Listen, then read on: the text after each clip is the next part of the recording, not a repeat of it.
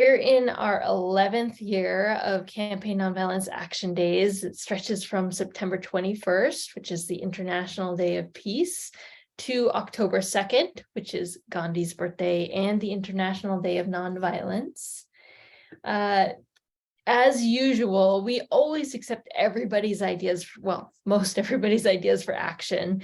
We really welcome people's events that they plan, the things they want to work on, their tactics they choose.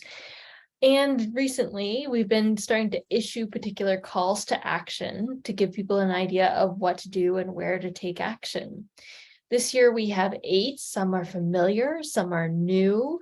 And what's new this year is that you can do many of these anytime between September 21st and October 2nd. So last year we had specific days for everything. This year you can do it anytime. So we have 2 specific dates. The International Day of Peace, which of course is a big event and most towns and cities do something. And there's lots of things that you can do as part of that, but we also encourage you to look around and see what your city and town is doing and join in. And then the International Day of Nonviolence on October 2nd.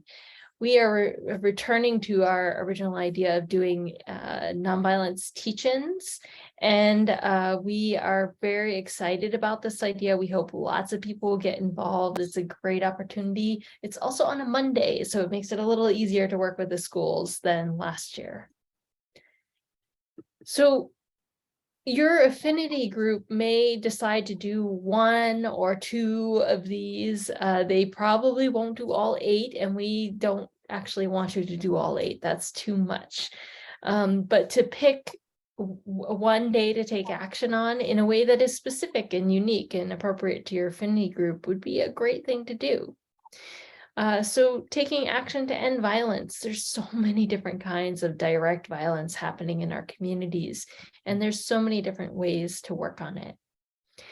I will also share the toolkit, which has all of this listed out so you can peruse it at your own pace.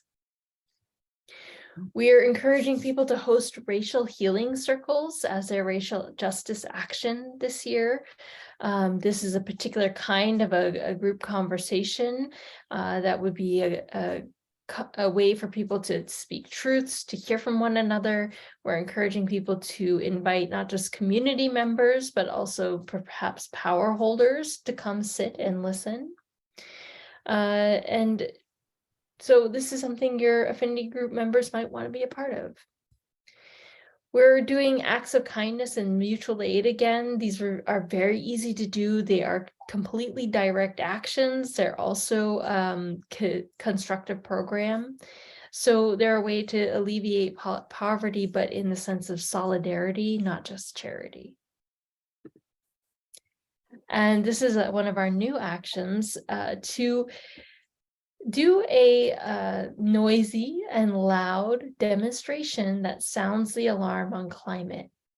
One of the ideas that was generated by people we talked to was to have everyone in a group, say a school classroom or your coworkers, set their alarms to go off at a certain time, right? To sound the alarm on climate action, or to do it as a signal to hold a walkout from work or from an event or from school if you're a student. So again, we can also be allies to youth who may be planning Friday school strikes.